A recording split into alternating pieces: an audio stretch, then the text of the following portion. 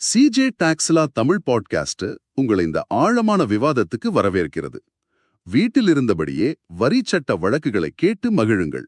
GST சட்ட அறிவை மேம்படுத்த சிஜே டாக்ஸ்லா தமிழ் பாட்காஸ்டை தவறாமல் கேளுங்கள். எங்களுடன் இணைந்திருக்க தொடர்பு கொள்ள வேண்டிய எண் 9964886867. வணக்கம். ஒரு நிமிஷம் யோசிச்சு பாருங்க. உங்க வணிகத்துக்கு திடீர்னு ஒரு நாள் 1.62 கோடி வரி கட்டச் சொல்லி ஒரு உத்தரவு வருது. ம். அதுவும் 4 வருஷத்துக்கு முன்னாடி 2018-19 நிதியாண்டுக்கு. இதுல என்ன கொடுமைனா, அந்த உத்தரவு பத்தி உங்க தரப்பு விளக்கத்தை சொல்ல உங்களுக்கு எந்த ஒரு வாய்ப்புமே கொடுக்கப்படல. இது எந்த ஒரு தொழில் முனைவோருக்கும் ஒரு கெட்ட கனவு மாதிரி தான். ஆமா, இன்னைக்கு கர்நாடக உயர்நீதிமன்றத்துல நடந்த ஒரு முக்கியமான வழக்க பத்தி தான் நம்ம ரொம்ப ஆழமா பார்க்க போறோம். இது வெறும் வரி பாக்கி பத்தின வழக்கு மட்டும் இல்ல. இல்லவே இல்ல. இது சட்டத்தோட சில அடிப்படை கொள்கைகள், அப்புறம் அதிகாரிகளோட அதிகார வரம்பு பத்தின கேள்விகளையும் எழுப்புது. சரி, வாங்க இதை விரிவாக அலசுவோம். நிச்சயமா. முதல்ல இந்த வழக்கின் ஆரம்ப புள்ளி பல பிசினஸ் சந்திக்கிற ஒரு பொதுவான பிரச்சனை தான். அதாவது இந்த உள்ளீட்டு வரி கடன் ஐடிசி பிரச்சனை தானே? அதேதான். அதாவது ஜிஎஸ்டிஆர் 3பிக்கும் ஜிஎஸ்டிஆர் 2ஏக்கும் நடுவுல ஐடிசில வித்தியாசம் இருக்கிறது. நீங்க தாக்கல் செஞ்ச கணக்குக்கும் உங்க சப்ளையர்கள் தாக்கல் செஞ்ச கணக்குக்கும் ஒரு பொருத்தம் இல்லைன்னு வரித்துறை கண்டுபிடிச்சிருக்கு. ஆனா ஒரு சின்ன டேட்டா பொருந்தாமை எப்படி 1.62 கோடிங்கிற ஒரு பெரிய வரி பாக்கியா மாறுச்சு? அதுதான் இங்க கேள்வி. கரெக்ட். அது எப்படி ஆச்சுன்னு பார்க்கலாம். வரித்துறையோட நடவடிக்கைகள் படிப்படியா நடந்துச்சு. முதல்ல நவம்பர் 2023ல துறை ஜிஎஸ்டிஆர் டிஆர்சி 01ஏன்னு ஒரு ஃபார்ம்ல ஒரு அறிவிப்பு அனுப்புனாங்க. ஓகே, டிஆர்சி 01A இது ஒரு ஆரம்ப கட்ட எச்சரிக்கை மாதிரியா? ஆமா, சரியா சொன்னீங்க. உங்க கணக்குல ஒரு சிக்கல் இருக்கு, பேசுங்கன்னு சொல்ற ஒரு மென்மையான அணுகுமுறைன்னு வச்சுக்கலாம். சரி, அதுக்கப்புறம் டிசம்பர் 2023ல சிஜிஎஸ்டி சட்டத்தோட பிரிவு 73(1)ன் கீழே ஒரு காரணம் கேட்பு அறிவிப்பு அனுப்புனாங்க. அதாவது ஷோ காஸ் நோட்டீஸ். ஒரு நிமிடம், அப்போ இது முந்தைய அறிவிப்பு மாதிரி இல்ல, இது கொஞ்சம் சீரியஸ் ஆனது இல்லையா? ரொம்ப சீரியஸ். இது ஒரு சட்டப்பூர்வமான இறுதி எச்சரிக்கை. இதோ குற்றச்சாட்டு, இதுக்கு நீங்க சரியான ஆதாரத்தோட பதில் சொல்லலைனா நாங்க ஒரு தரைப்பட்சமா உத்தரவு போட்டுடுவோம்னு சொல்ற மாதிரி. இதுல பிரிவு 73 பயன்படுத்துறாங்கன்னு சொன்னீங்க. அதுக்கு ஏதாவது முக்கியத்துவம் இருக்கா? இருக்கு. பிரிவு 73னா இது வரி ஏய்ப்பு அல்லது மோசடின் துறை நினைக்கல. இது ஒரு உண்மையான பிழையா இருக்கலாம்னு அவங்க நினைக்கிறத காட்டுது. அதுவே பிரிவு 74னா அது மோசடி சம்பந்தப்பட்டது. புரியுது. அப்போ முதல்ல ஒரு மென்மையான அறிவிப்பு, அப்புறம் ஒரு கடுமையான சட்ட எச்சரிக்கை. ஆனா மனுதாரர் இதுக்கு எந்த பதிலுமே கொடுக்கலன்னு தெரியுது. இது ஒரு பெரிய கவனக்குறைவு இல்லையா? ஆமா, அது ஒரு முக்கியமான பாயிண்ட். நோட்டீஸ கவனிக்காம விட்டதுக்கு நீதிமன்றம் ஏன் அவங்களுக்கு ஆதரவா நிக்கணும்? இது ஒரு மாதிரி அலட்சியத்தை ஊக்குவிக்கிற மாதிரி ஆகாதா? நல்ல கேள்வி. இதத்தான் வரித்துறை வழக்கறிஞரும் வாதிடுவார். ஆனா சட்டத்தோட பார்வை கொஞ்சம் வேற. ஒரு அறிவிப்பை கவனிக்க தவறனதுக்கான தண்டனை பல கோடி ரூபாய் வரி விதிப்பா இருக்கக்கூடாது.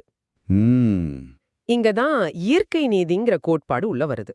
அதாவது ஆடியோ ஆல்ட்ரம் பார்ட்டம், மறுதரப்பு சொல்றதையும் கேளுங்கன்னு சொல்றது.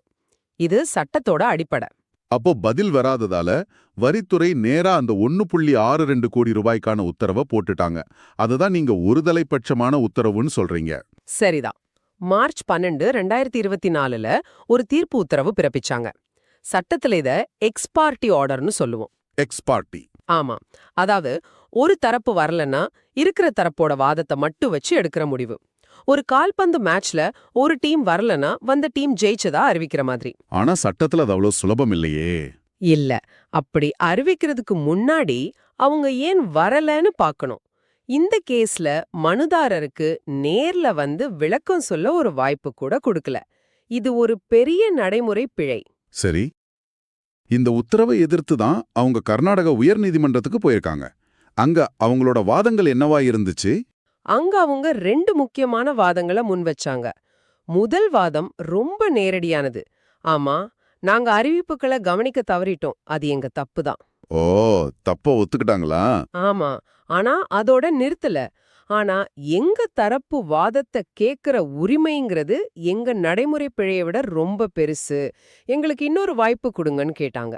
இது இயற்கை நீதிக்கான ஒரு வேண்டுகோள். இது ஒரு பொதுவான வாதம். ஆனா உங்களோட 2வது வாதம் தான் ரொம்ப சுவாரஸ்யமானதுன்னு சொன்னீங்க. அது என்ன? மிகச்சரியா சொன்னீங்க. ஜிஎஸ்டி சட்டத்தோட பிரிவு 73(10) படி ஒரு நிதி ஆண்டுக்கான வரி பாக்கிய கண்டுபிடிச்சு உத்தரவு போட வரித்துறைக்கு ஒரு டைம் லிமிட் இருக்கு. ஒரு கடிகாரம் ஓடிக்கிட்டு இருக்கு. சரி. 2018-19 நிதி ஆண்டுக்கான அந்த கடிகாரத்தோட நேரம் முடிஞ்சு போச்சு. அதனால இந்த நோட்டீஸ், இந்த ஆர்டர் எதுவுமே சட்டப்படி செல்லாதுங்கிறது அவங்களோட வாதம். இது ரொம்ப பலமான வாதமா தெரியுதே. இதுக்கு வரித்துறை என்ன பதில் சொன்னாங்க? வரித்துறை நாங்க காலக்கெடுவை நீட்டிச்சிட்டோம்னு சொன்னாங்க. அரசாங்கம் வெளியிட்ட சில சிறப்பு அறிவிப்புகளை காட்டி நாங்க அந்த டைம் லிமிட்ட அதிகாரப்பூர்வமா நீட்டிச்சிருக்கோம், அதனால நாங்க சட்டத்துக்குள்ள தான் செயல்படுறோம்னு வாதிட்டாங்க. ஓ, அப்போ அரசாங்கம் அறிவிப்பு வெளியிட்டு காலக்கெடுவை நீட்டிக்க முடியுமா? அங்கதான் ஒரு பெரிய ட்விஸ்ட் வருது. மனுதாரரோட வழக்கறிஞர் நீதிமன்றத்துல ஒரு முக்கியமான விஷயத்த சொன்னாரு. என்ன அது?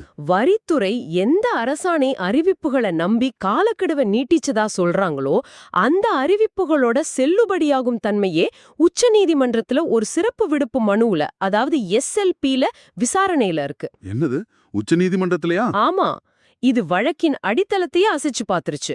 ஒரு SLPனா நாட்டின் உச்ச நீதிமன்றத்துக்கிட்ட கீழ் நீதிமன்ற தீர்ப்புல ஒரு முக்கியமான சட்ட கேள்வி இருக்கு, தயவு செஞ்சு இதை நீங்க விசாரிக்கணும்னு கேக்குறது. அப்போ இங்க என்ன சட்ட கேள்வி அது? அரசாங்கத்துக்கு இப்படி காலக்கெடுவை திரும்ப திரும்ப நீட்டிக்க அதிகாரம் இருக்காங்கிற ஒரு அடிப்படை கேள்வி இப்ப உச்ச நீதிமன்றத்தோட பரிசீலனையில இருக்கு.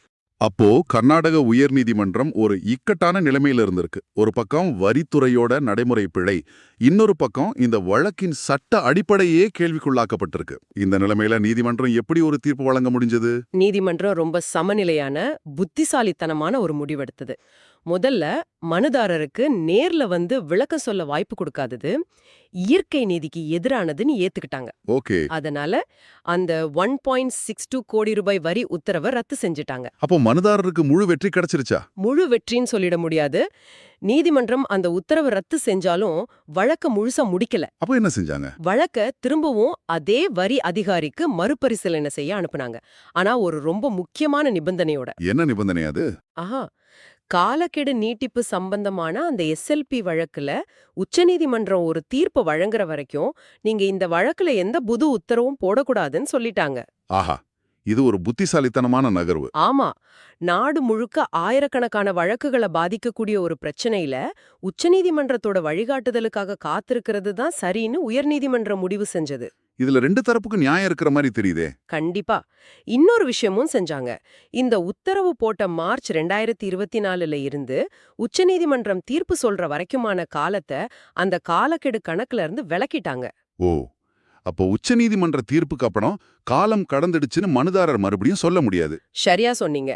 இது வரித்துறைக்கும் ஒரு பாதுகாப்பு. அப்போ இந்த வழக்கிலிருந்து நாம கத்துக்க வேண்டிய முக்கியமான பாடங்கள் என்ன?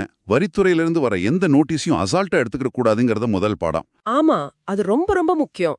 ஆனா அதையும் தாண்டி இயற்கை நீதி, காலவரம்பு மாதிரியான சட்ட கோட்பாடுகள் வரி செலுத்துறவங்களுக்கு எவ்வளவு பெரிய கவசமா இருக்குன்னு இந்த வழக்கு காட்டுது. அதே சமயம் உச்சநீதிமன்றத்துல நடக்கிற ஒரு வழக்கு நாடு முழுக்க இருக்கிற தனிப்பட்ட வழக்குகளை எப்படி நிறுத்தி வைக்க முடியும்னு புரியுது. ஆமா, நம்ம சட்ட அமைப்பு எவ்வளவு ஒன்றோடொன்று பிணைக்கப்பட்டிருக்குங்கிறதுக்கு இது ஒரு சிறந்த உதாரணம். இந்த வழக்கு மறுபரிசீலனைக்கு அனுப்பப்பட்டிருக்கு.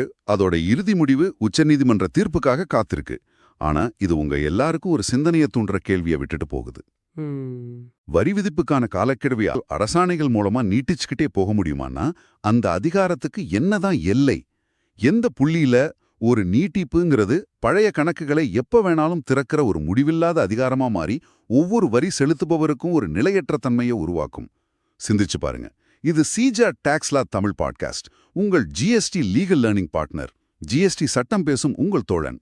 எங்களுடன் இணைந்திருக்க தொடர்பு கொள்ள வேண்டிய எண் 9964886879.